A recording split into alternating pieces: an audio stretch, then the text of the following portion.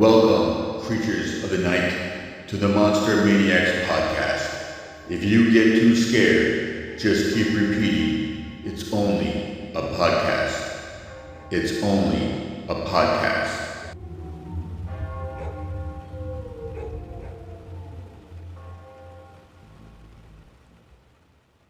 I heard a scream.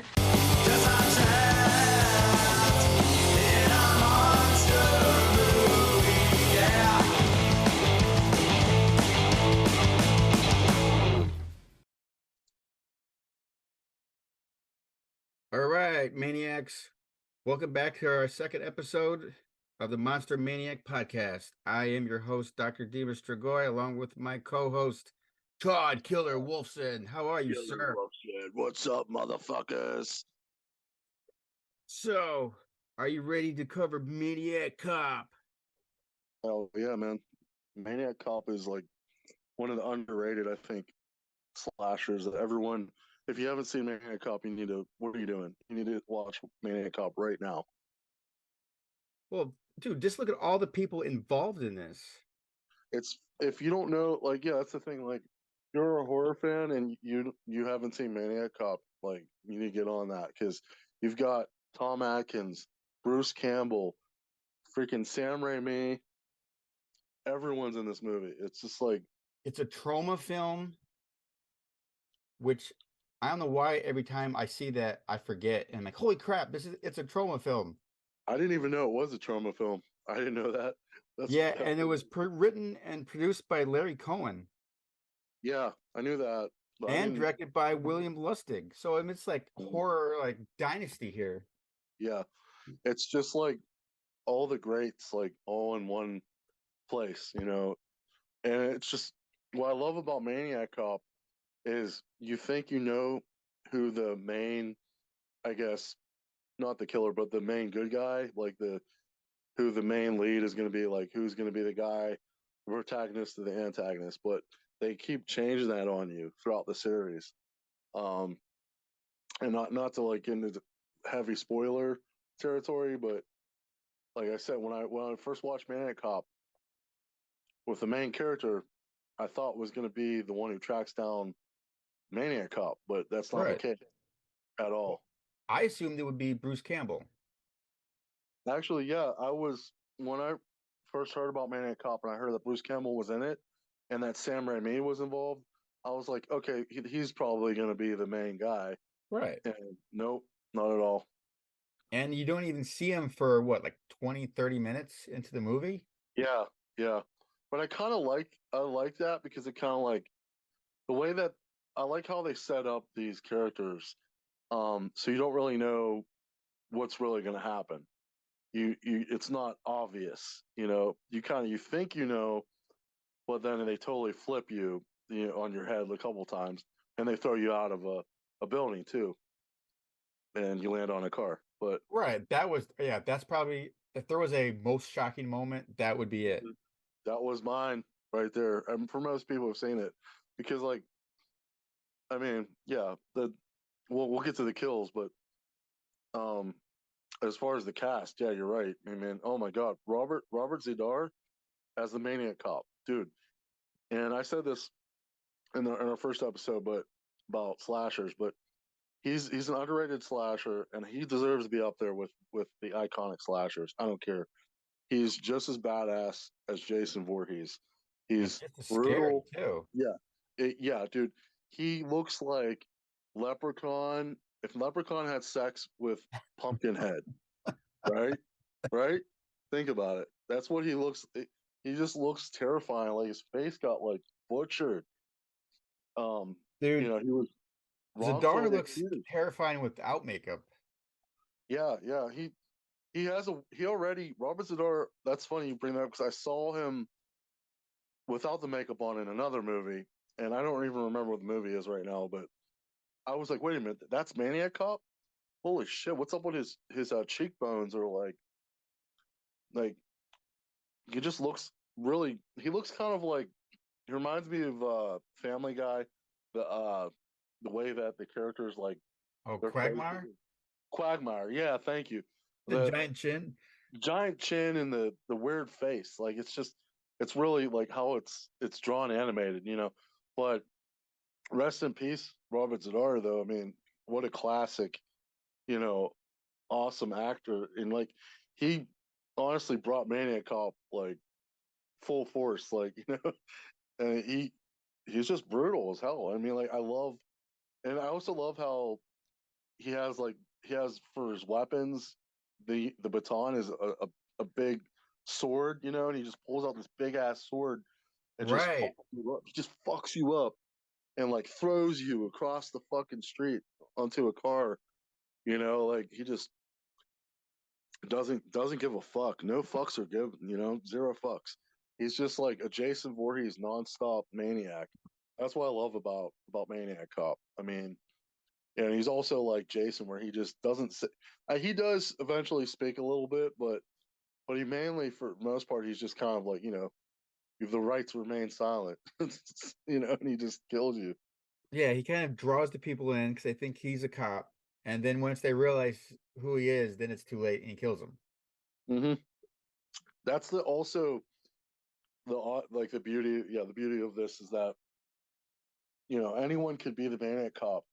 Like they think that, you know, you think you're, oh, the worst thing you have to worry about is getting pulled over by a cop and getting a ticket. No, now it's like,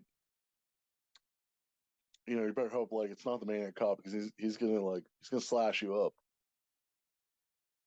But yeah, I love Maniac Cop so much. I've always said like he's up there with Jason Voorhees. I mean, and as far as like back to the cast, I mean, what an incredible cast. I mean, Tom Atkins, the detective tracking him down. Doing what he does best. Yeah, dude. Tom Atkins, like obviously we love Night of the Creeps, but Similar character, I would say. mm, Has a couple one-liners of his own, what, and just yeah, you I'm know just he's trying going to. to be the good guy all the time. Yeah, I was expecting more with, you know, his character.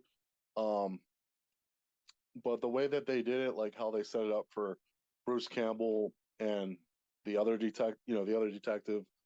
I forget the actors' names, but like, yeah, the girl, I didn't, I didn't think like, you know, if you watch the series, it's interesting how they do that, how they set it up, because like you think McRae, you know, Frank McRae's Tom Atkins character, you think he's the one who's going to track down Maniac Cop, and then Maniac Cop eventually gets him.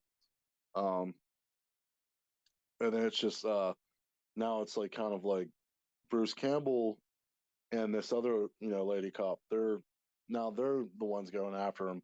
I also like how it's kind of like, I mean, I'm not gonna say it's like Friday the 13th, but it is in a way where like Maniac Cop is talking to his mother, which I thought, you know, I thought that was his mom. I'm not 100% sure now because she has a different name. I looked it up.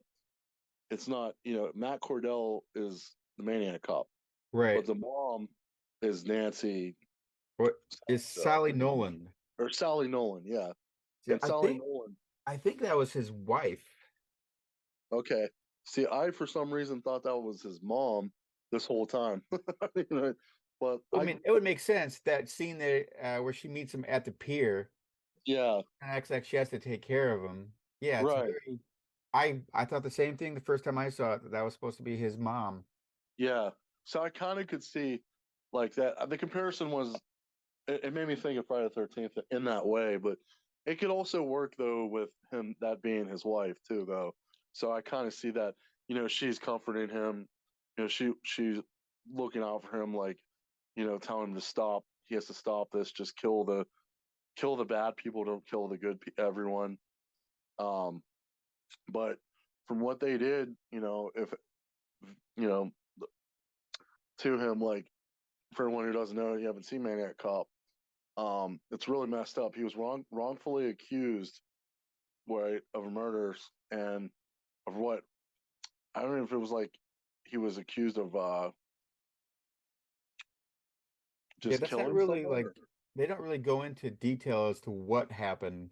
Yeah, they just kind of it's just that he was wrongfully accused of something, and he was sent to Sing Sing, and the all of the prisoners that he sent, that he threw away at that prison, now they come after him to get their revenge, and they fuck him up. They like slash him up real good, stabbing him in the face.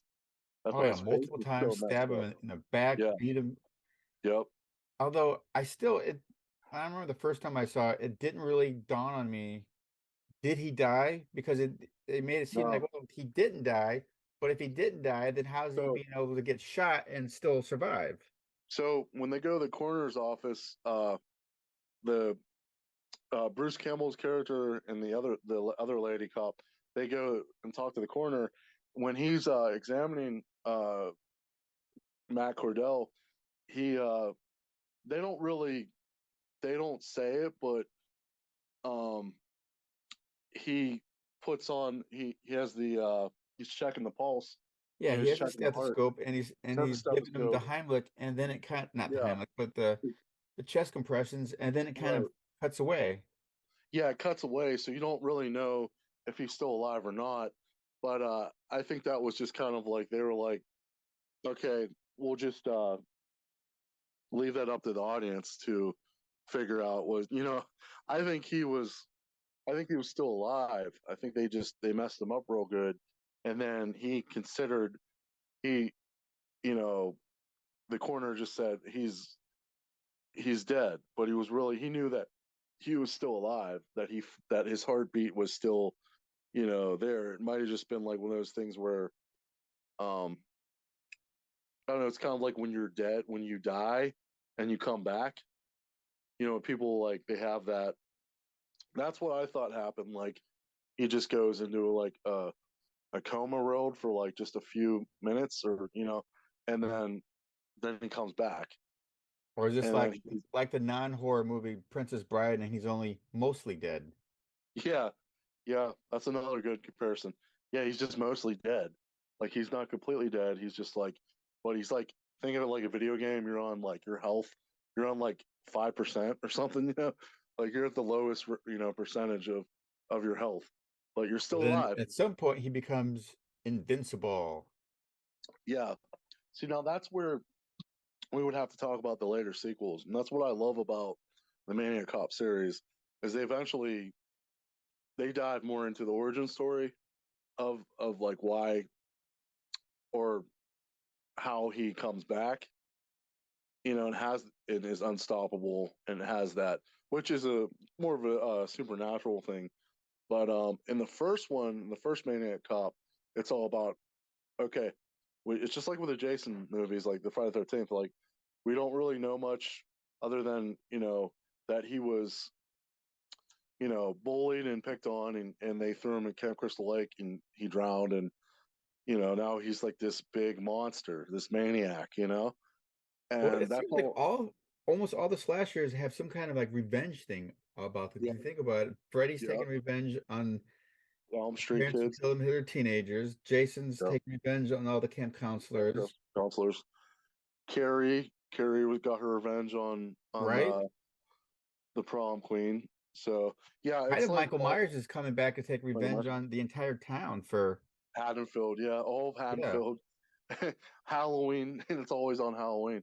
But like, yeah, I definitely that's definitely another thing is that it's slashers and horror movies are built on revenge tales and also survival. Because there's always a final girl. For the most part, with Maniac Cop, the final girl is like there's several final girls. Um, it's not you think it's one, and then it becomes like someone else. So it's like they did that with It's Officer Teresa Mallory. yeah, yep. And I'm then it's the psychiatrist. you can even say Bruce Campbell's the final girl because he's the one that lives. Exactly. That's what I'm saying. Like in the first Man Cop, it's kind of like a free for all because okay, you think who's going to be like the main protagonist, but then it's not that person, and then it's like they pass the torch over to someone else, like which is Bruce Campbell and O'Malley, and then in the Which, to be sequels, fair, he's not a yeah, very likable character at first. no, yeah, she's she's playing like the what the undercover cop that she plays like a hooker, and Right. she's luring in these guys to arrest them, and it's not really like you really even care about her character. Like as far as like Bruce Campbell's character, he's not even likable at first either because he's like doesn't he's cheating on his wife and he's like he's going around her back, but then he becomes like you're rooting for him and the other officer because they're the ones that are now taking over for Tom Atkins' character McCrae, and because they know they're like okay someone else like okay someone just is out there, um, they're basically mimicking us. They're saying that they're a cop and they're Right. killing everyone. We know, and everyone thinks like, okay, Matt Cordell's dead. It goes back to that like Jason Voorhees is dead. Same type of shtick. But it's like, okay, same with Jason is that Maniac Cop is unstoppable. He's like he's definitely if he's not dead, he's got some other supernatural force there or you know Right. something. He's able to be shot multiple times. And remember, she claims in the alley, she shoots him in the head like Mhm. twice. Yep. She shoots him multiple times. He would be dead if that was like just any other any other cop, anyone else. But this is Maniac Cop, and I think he's really like well I know what he is, but you'll find out in the later sequels. But he's a zombie. He's an unstoppable evil force, and everyone who tries to stop him gets you know pretty much killed. It's And still funny that they confused Bruce Campbell for him. yeah, Like, he looks, I mean, Robert Zadar is huge. I don't know how big Bruce Campbell is, but there's no way he's. no, yeah. So Robert Jadar is definitely like I don't know how tall he is, but he's definitely a lot bigger. He's like more of like a football player, whereas Bruce Campbell is just like more of like an average, you know, probably what 6 feet. He can't be like where Robert Zadar is just a monster. I mean, I know he's referred to as the chin, but his chin is not that big. Mm-hmm. Oh yeah, if you when you're watching Maniac Cop, watch Robert Zadar like when he's standing next to any of the other characters, Yeah, like he any other towers over actors. them. Yeah, he's just a monster. He's a beast. But yeah, I love how brutal this is. Like he has like compared to the last, we just did Leprechaun. This is like the opposite of kills. Like Maniac Cop just like kills everyone. Like there's 20. I looked up. There's 20 kills in this movie. So he definitely raises the bar high for the first film. Oh You know yeah, what he I mean? wipes Like out like half the police force just in the yeah, station alone. yeah, which is like one of my favorite parts, by the way. Like he just comes in there and just basically, he just kills everyone. And It's just so hangs everyone awesome. for whatever reason. Yep. His also like look at like his just even just like how he looks. He's just so menacing. Like I said earlier, he looks like Freddy Krueger. His face is all messed up, and he just comes after you and doesn't stop. He just keeps killing. I just love how brutal he is. Like there's just no. It's like I said, it goes back to I keep bringing up like Jason, but I compare him to Jason. I could see him. I could see that being a versus movie, like Jason Oh yeah. Voorhees versus Maniac Cop, dude. That would be a hell of a fight. Yeah, I was wondering if, since Bruce Campbell is in it, if there was like a Deadite connection somehow, or they would make that connection at some point. Right. Well, there is a. I will say this. This technically, I'll say two things. Since it's still, if we do put this out in March, this is technically a St. Patty's Day film because That is true. they did have a St. Patty's. They had a St. Patty's Day parade. It That was is on true. St. Patty's Day. The other cool thing about this movie is that the connection with Sam Raimi and his brother. So Sam Raimi obviously everyone knows Evil Dead, Bruce Campbell. Well, Sam Raimi plays the reporter at the St. Patty's Day parade, and then I just watched all three of the Maniac Cop movies.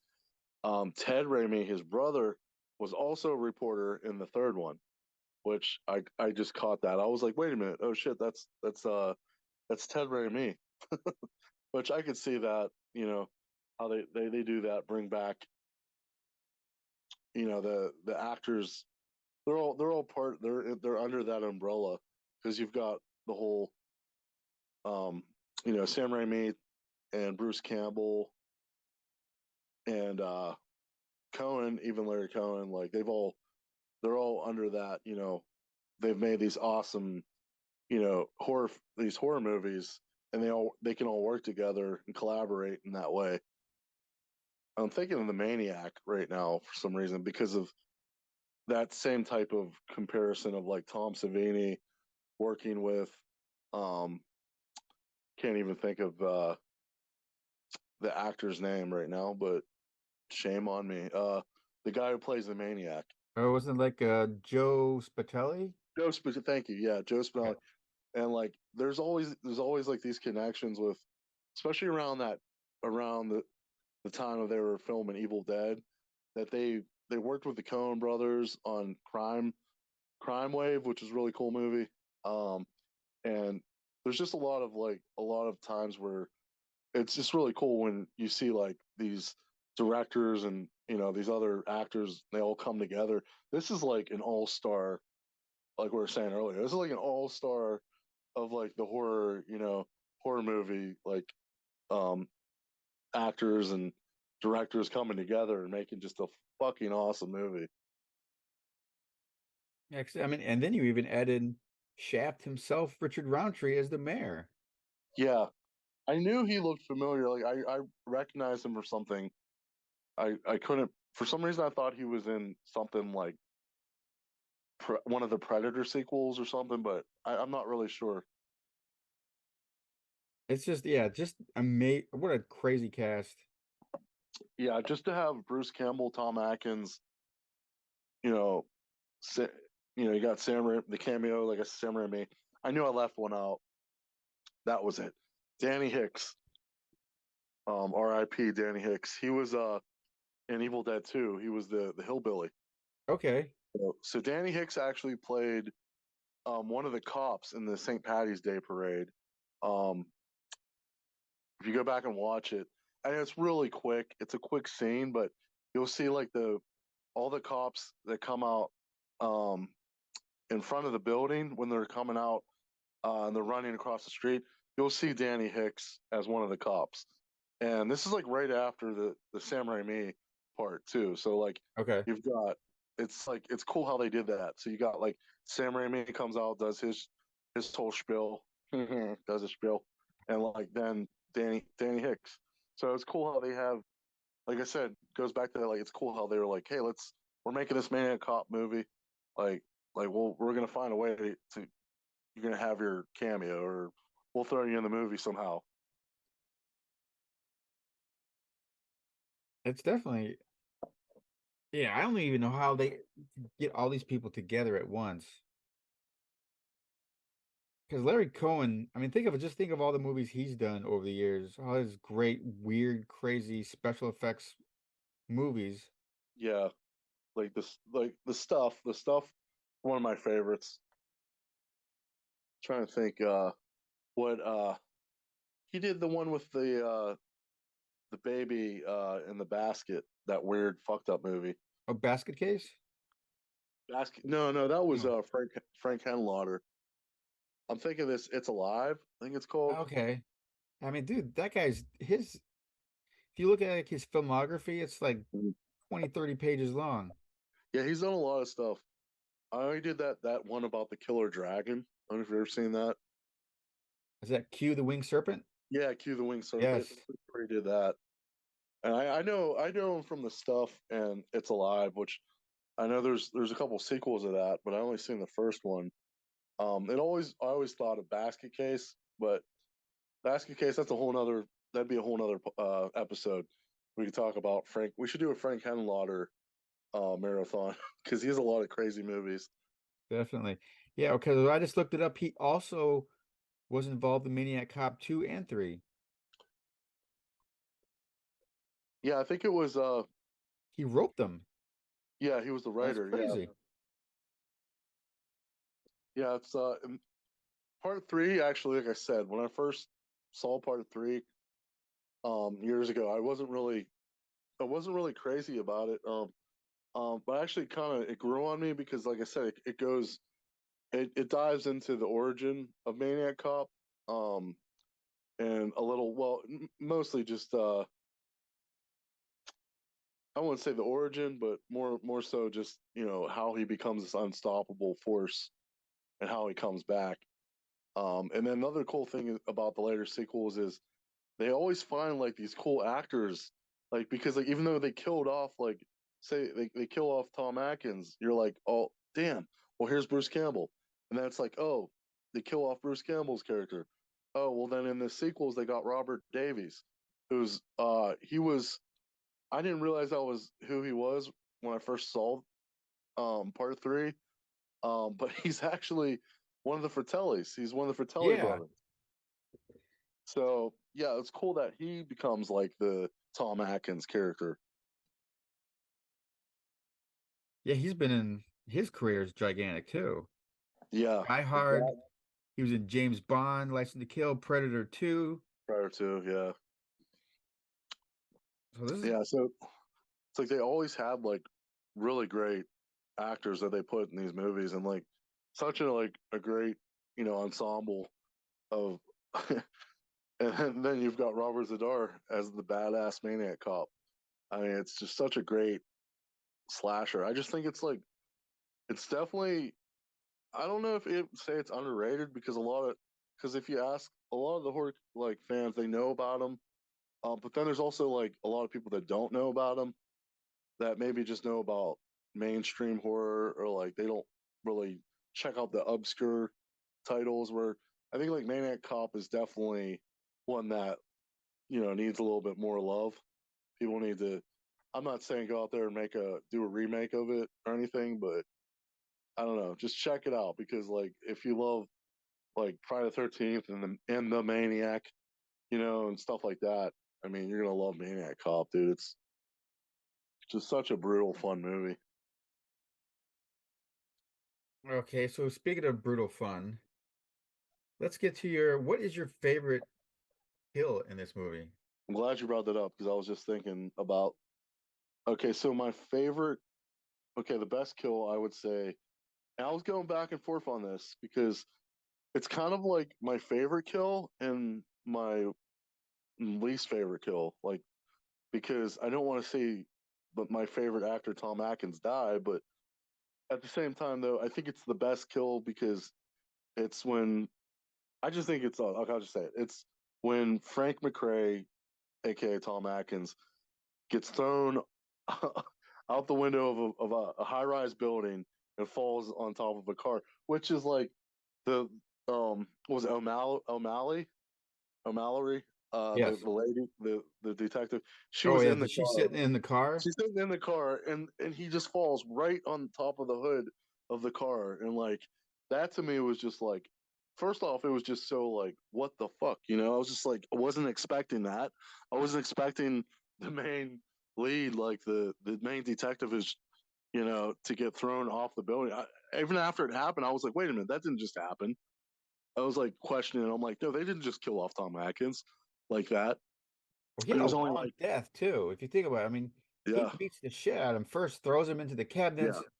right. He throws him. We can't leave that out. He throws him all over, all over like that whole floor. Like there's these cabinets. He's just throwing them left and like a raggedy anvil. He's just throwing them everywhere.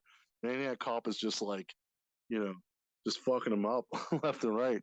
And then he just throws him out the window off that high rise. And it's just like, what? No, I mean like that'd be my favorite kill, but I do love those other kills at the beginning, like the one where he kills the couple, like he pulls them over, and he Right. just straight up pulls the baton out, the sword just slashes, dude's neck. just totally like throws him like across the street or throws him on top of the car. Um, there's a lot of moments like that where Maniac Cop just like he just throws you like he just throws you around and like he just does like I said earlier he just does not care. Like he's just like just slashing, just doing what we love in slashers, just slashing up motherfuckers left and right. But yeah, I'd say like that. And I don't know. I will say I don't know if it's my favorite, but I thought it was a cool creative kill. Was the summit where the guy he like drowns the guy into the Oh, the cement. cement. Yeah, I couldn't. But yeah, Yeah, the guy that he's already he has handcuffed. The poor guy's running with his hands behind his back. yeah, yeah. He just like buries his face into the cement, and then they just show him the next day. The cops are just looking at him. He's just like With a a jackhammer, just trying to put, yeah. yeah. He's just like a stone, like But yeah, that and like I don't know. I'm trying to. Well, the other kills were the other. I'll say another cool one that I liked.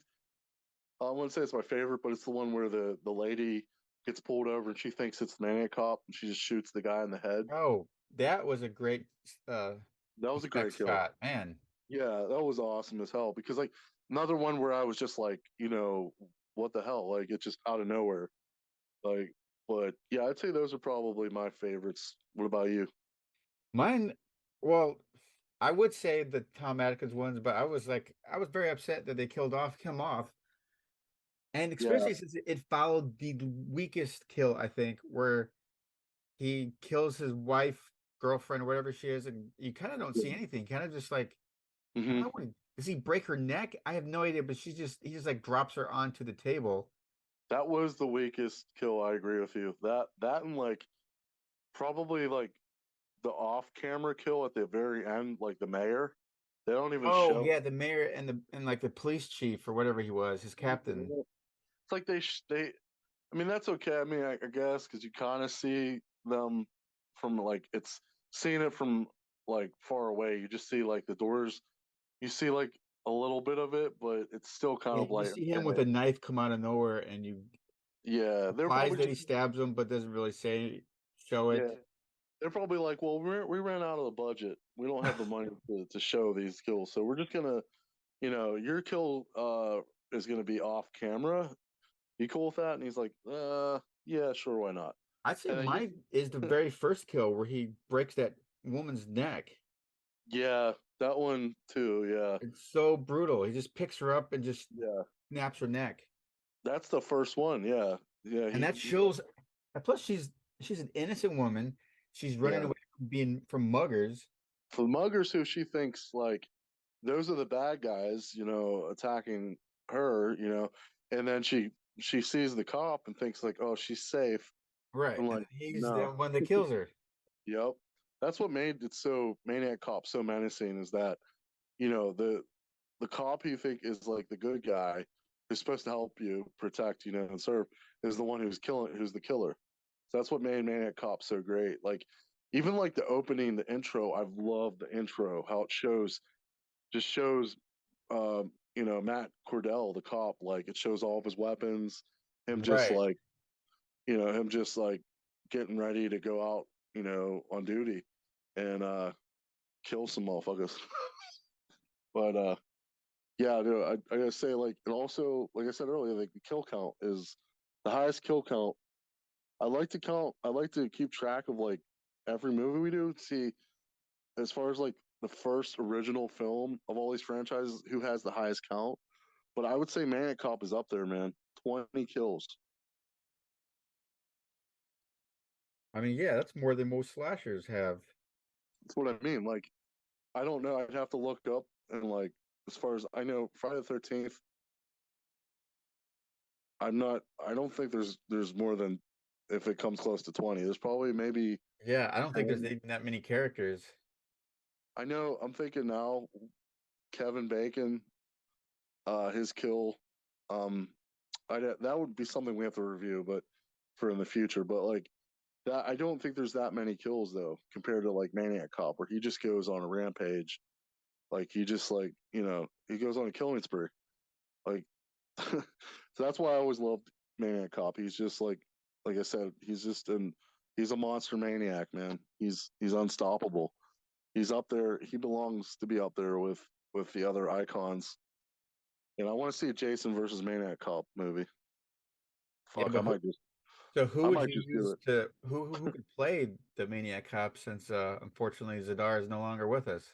Yeah, that's another thing.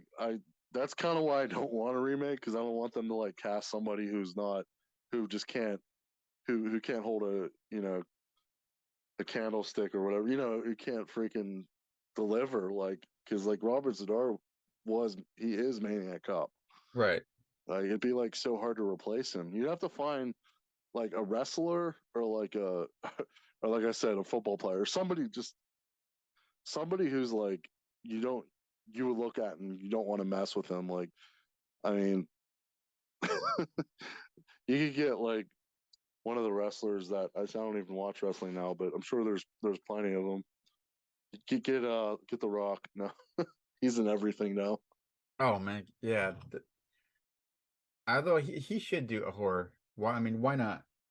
Yeah, I mean, speaking of wrestlers who did horror, you got Rod Piper, um, if they live, and I was just thinking about also that Kane did a movie, See No You know, Evil. evil. Yeah. Yeah.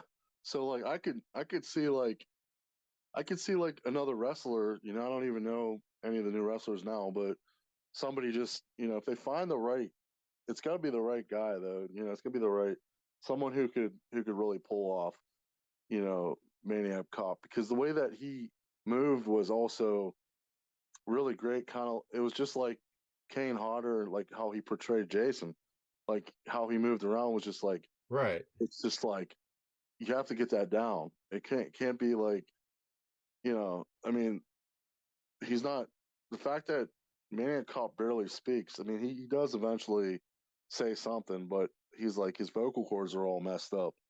Oh, hey, Probably, speaking of saying something, it's yeah. about time we stop for a small commercial break. All right. So don't go anywhere, ghouls and monsters. We will be right back.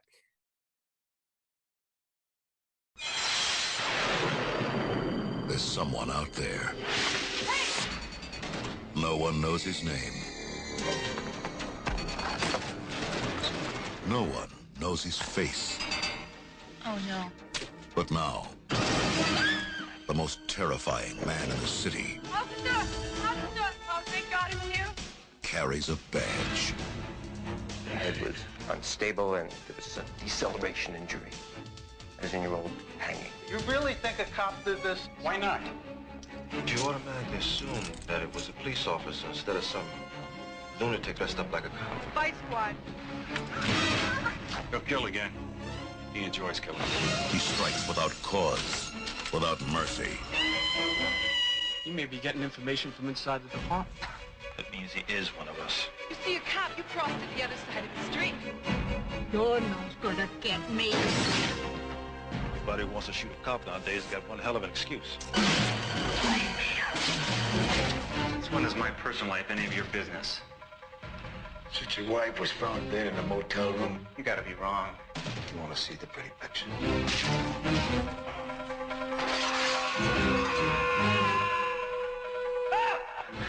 Keep your hands where I can see them. Hold on, I didn't do any of this.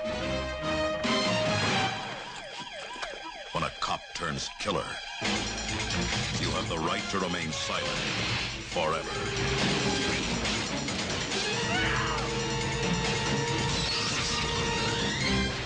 Maniac Cop.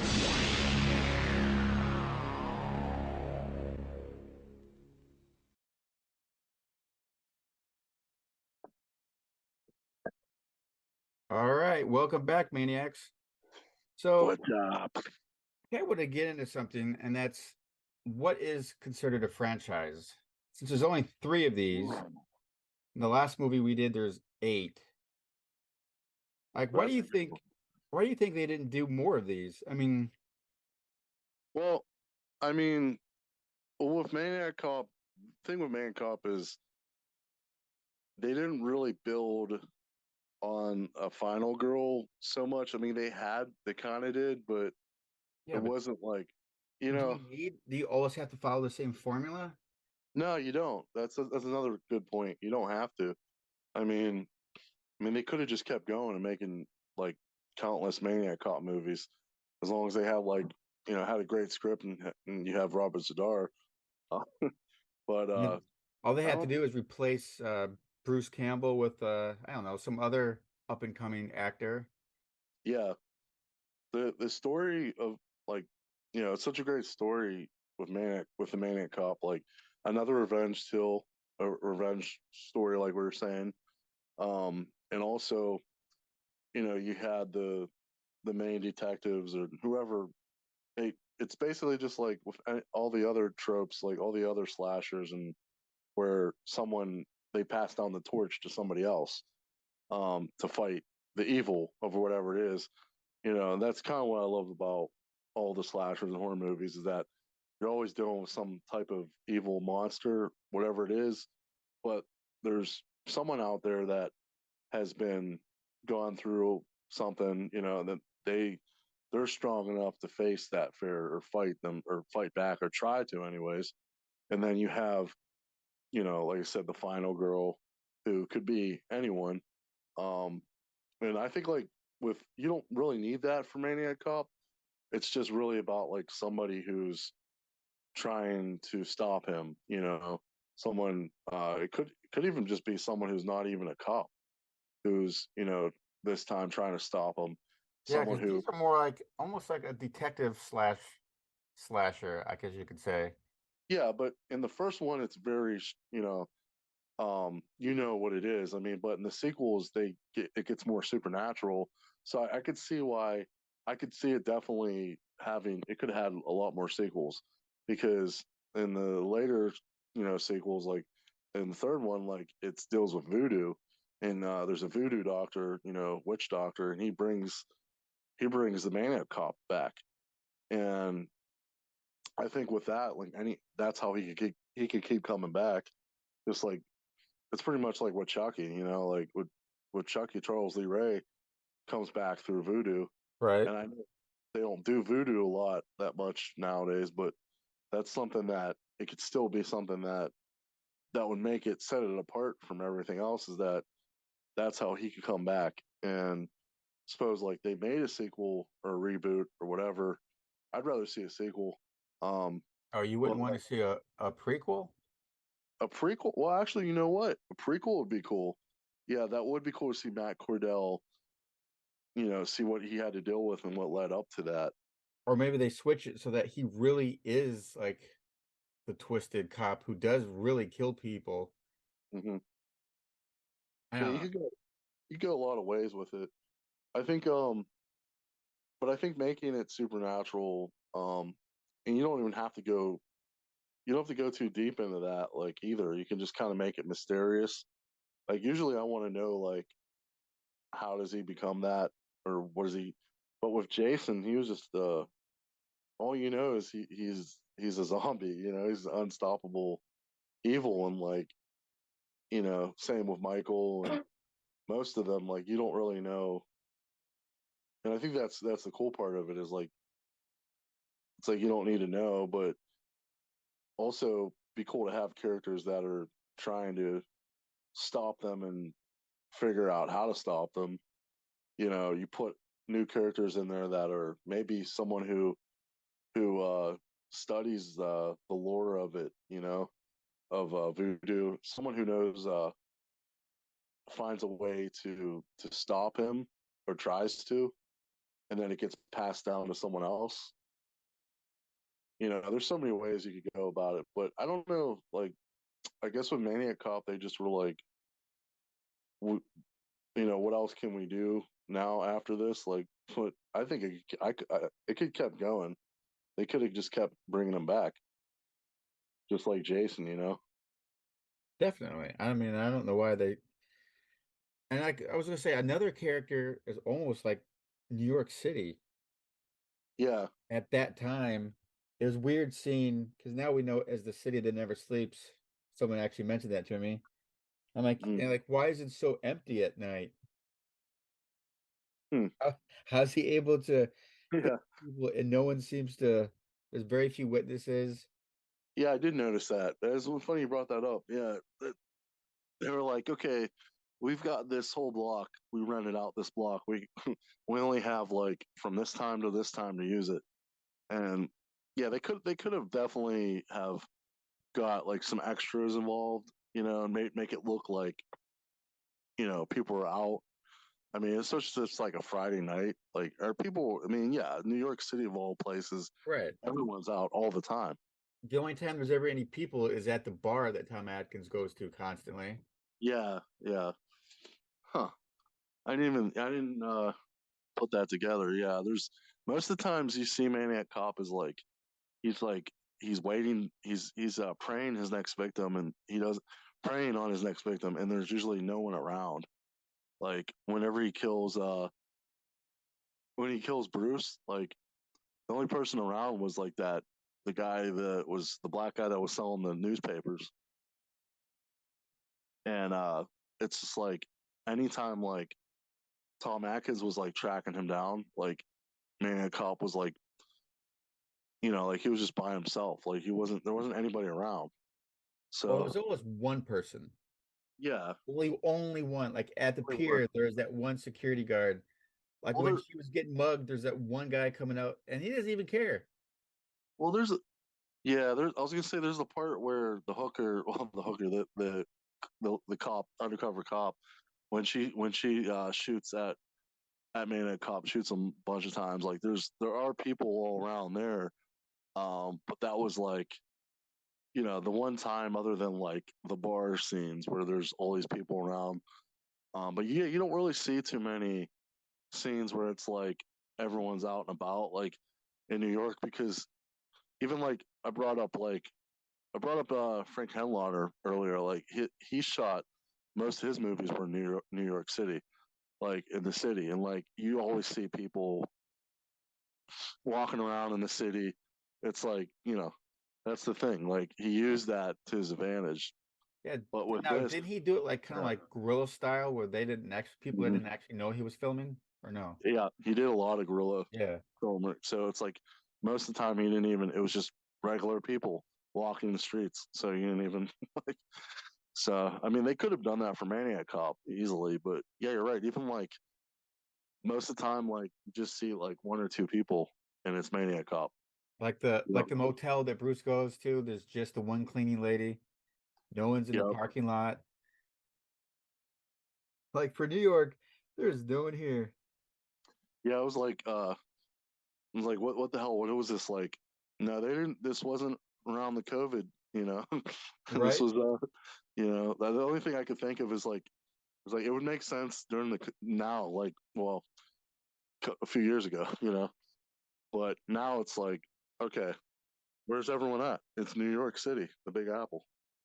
Oh, Yeah, that's like just you said. until we get to St. Patty's Day. Then all of a sudden, the city is alive. There's people everywhere. Yeah, I'm thinking that's when they were like, okay, let's get as many extras as we can, as many people as we can involved, for this scene. But every other scene, we could just film this at night, and we only need Maniac Cop and Bruce Campbell or Tom Atkins. We don't need everyone. We don't need everyone all walking around everywhere. Even though you see a fucking menacing like big ass Maniac Cop in the Right? middle of the street. How does he get missed? I know it's just like, but even if there was people around, you imagine like what are they gonna do? Like, and the cops keep. I can imagine it's just like the police station scene where he's just like it's a killing spree. Like they're all trying to stop him. They're all shooting at him. It's like he's Terminator. He can't be stopped. He's just But like yeah, I don't know if that's how they planned that or if that was just how it was. They were just like, or maybe they just didn't like as part of the budget too, because like you got to figure like when you don't have when you don't have the budget or you just like you can't just be like, oh, let's hire like 50 more extras, like when we could just film this scene with just one or two people. Yeah, I'm looking at it, and it says the budget was 1.1 million. Whoa. Okay. So, okay. But unfortunately, it only grossed 671,000. So that's just wrong. Yeah. See, like I don't even. Yeah, that's not right. You're not even close to making any of your money. But I don't know, for $1 million, like at that time, like, so when Maniac Cop come out? Like that was like late 80s, early 90s. 1988. Yeah, 1988. Yeah, it's not like necessarily like for a B film. I don't even know if you'd call this a B film. For 1.1, that's a lot of money even for back like then. Yeah, I'm wondering. Well, I'm wondering how much it cost just to get Tom Atkins, Bruce Campbell, and Richard Roundtree. Right. That was probably where all their money went to, honestly.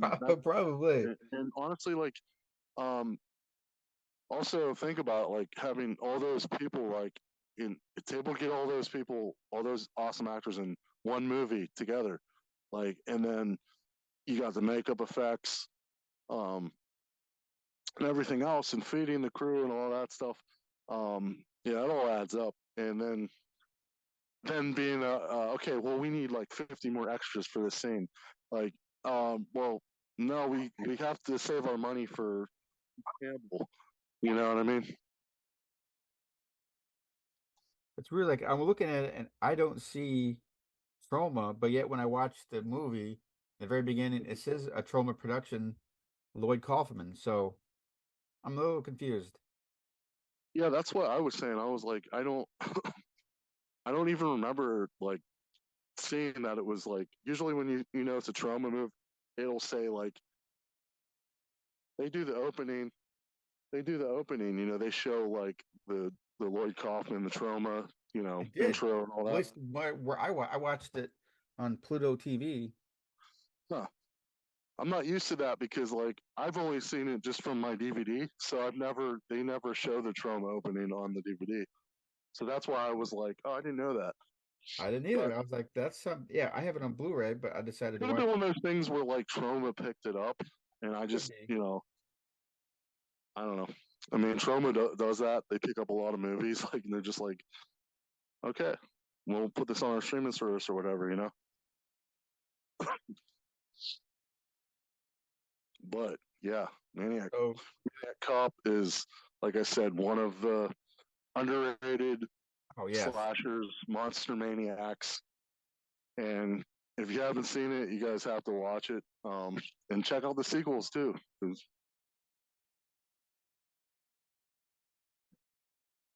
So, are you good? Think we wrap this up? Yeah, let's wrap it up. All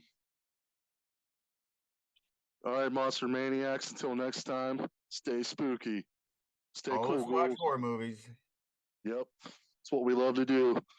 Monsters and Maniacs. See you next time. Later.